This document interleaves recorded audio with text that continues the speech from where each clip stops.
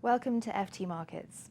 It's been a tumultuous week for many investors and one that might have spoilt a few holidays, as the repercussions of China's shock intervention in its own currency market ripples across the world. With me to discuss the implications of this and what might happen next is the FT's currencies correspondent, Roger Blitz.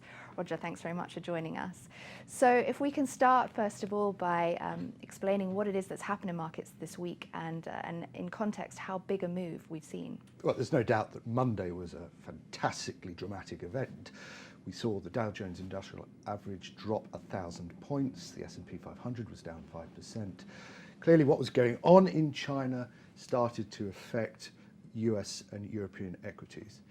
Now that we've had a bit of a correction, and now that we've seen some of that tension move into more calmer times, people have begun to reflect whether this is such a dramatic event or whether it should have been expected. Because if we look at our first chart, for example, in emerging markets terms, we have felt the ripple effects of China's slowdown for quite some time. In fact, emerging markets has been falling to some extent since 2011, but we've seen over the course of this year a much deeper effect. We've seen obviously commodities, those commodity currencies really badly affected by the fall in oil prices, but that's been happening for most of the year. We've also, a lot of people think we've seen the equity bull run starting to get a bit stale and starting to need a correction at some point. And perhaps what we've been waiting for is a moment, and China's devaluation of their renminbi gave them the catalyst. So if we look at this chart, can we explain then what it is that started at the beginning of this year that caused these movements? Well, two things are happening for emerging markets. One is the China impact, and we saw some pretty poor data starting to come out of China, but we also had the heightened expectations of the US Fed raising interest rates, which is clearly going to see a lot of money moving away from some of the high-risk areas of emerging markets. So that is why it started to fall.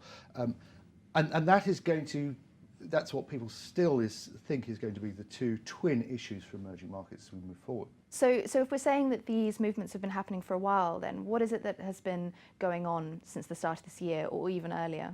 We've been seeing a fall in commodity prices, particularly oil. That's hit a lot of emerging market currencies. And we've also seen the beginning of the heightened expectations about the Fed raising rates. And that has been seeing a big dollar bull run, and that has been the feature of most of the year. That started to tail off as the Fed became more and more cautious about growth in the US. But here we have what's been happening in the last few weeks. There is the market moment that's falling down. And since then, in the last couple of days, we've seen that started to pick up. We saw a very good revision of US GDP second quarter. And now the talk is refocusing back on when the Fed is going to go. There's still expectation that it won't be September, but with the gathering of central bank policymakers in Jackson Hole this weekend, the subject is very much back on the agenda. This is something we've seen in bond markets as well, in emerging markets. I think we have a chart that shows this as well. So this is the total returns from emerging market bonds in dollars, and they've basically been pretty bad throughout this year. What's quite interesting is that they haven't sold off to the same extent that we've seen in currencies and in equities. So at the moment, people seem to be saying this is not a debt crisis, this is an equity and a currency story more so. But the focus is still very much on China, isn't it? I mean, China's reserves are very much weighted in US Treasuries, are they not? So further action in China is going to have that impact, isn't it? It could do, and that's what people have been saying, is that if this does move into a story for debt, then we could see some very sharp movements very quickly. And on your side, what do you think it might happen next? What are we looking out for?